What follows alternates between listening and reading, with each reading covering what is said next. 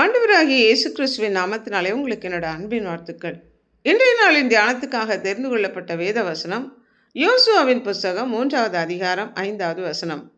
யோசுவா ஜனங்களை நோக்கி, உங்களை பரிசுத்தம் பண்ணிக் கொள்ளுங்கள், நாளைக்கு கர்த்தர் உங்கள் நடுவிலே அற்புதங்களை செய்வார் என்றான்.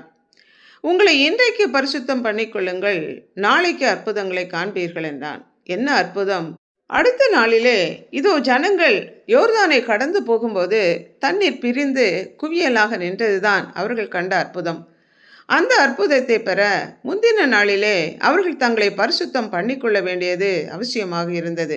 நம்முடைய தேவனாகிய கர்த்தர் அவர் பரிசுத்தர், சேனைகளின் கர்த்தர் பரிசுத்தர் பரிசுத்தர் பரிசுத்தர் என்று தூதர்கள் எல்லாரும் ஓய்வில்லாமல் போற்றி பாடி துதிக்கிறார்கள். அவர் பரிசுத்தத்திலே மகத்துவம் உள்ளவரும், துதிகளிலே பயப்படத்தக்கவரும், துதிகளின் மத்தியிலே வாசம் பண்ணுகிறவரும், அற்புதங்களை செய்கிறவருமாகிய அவருக்கு ஒப்பானவர் ஒருவரும் இல்லை. நான் பரிசுத்தர் ஆகியால் நீங்களும் பரிசுத்தராய் இருங்கள் என்று தேவன் சொல்லி இருக்கிறார். பரிசுத்தத்தை நேசிக்கிற தேவன் அவர்.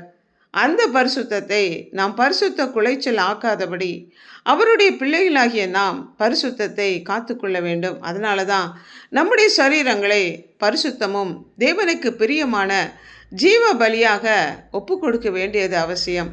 நம்மை உண்டாக்கி உருவாக்கி நமக்காக ஜீவனை கொடுத்து நம்மை மீட்டு கொண்ட தேவன் நம்முடைய சரீரம் அவர் தங்கும் ஆலயமாக தெரிந்து கொண்டிருக்கிறார். கிரியத்துக்கு கொல்லப்பட்ட நாம் தேவனுக்கு உடையவைகளாகிய நம்முடைய சரீரத்தினாலும் ஆவியினாலும் தேவனை மகிமைப்படுத்தவும், நம்முடைய சரீரங்களை தேவனுக்கு பிரியமான ஜீவ பலியாக ஒப்பு கொடுக்க கடமைப்பட்டவர்கள். பிதாவாகிய தேவன் நம்முடைய தகப்பன் அவருடைய பிள்ளைகளாக நம்மை ஏற்றுக்கொண்டதுனாலையும் அவர் பரிசுத்தராய் இருக்கிறதுனால நம்முடைய மாம்சத்திலும் ஆவியிலும் உள்ள எல்லா அசுத்தமும் நீங்க நம்மை சுத்திகரித்து கொண்டு பரிசுத்தமாகுதலை தேவ பயத்தோட பூரணப்படுத்த வேண்டும். பரிசுத்தத்தை நாம் எப்படி பெற்றுக்கொள்ள முடியும்? இயேசு கிறிஸ்துவோட ரத்தம் சகல பாவங்களையும் நீக்கி நம்மை சுத்திகரிக்கும். அவருடைய இரத்தத்தினாலே பாவங்களற கழுவப்பட்டு பரிசுத்த ஆவியினாலே சுத்திகரிக்கப்பட்டவர்களாக நிரப்பப்பட்டவர்களாக அனுதினமும் தேவனுடைய வசனத்தை வாசித்து தியானித்து நம்மை சுத்திகரித்து கொண்டு வாழ வேண்டும். ஜெபிப்போமா?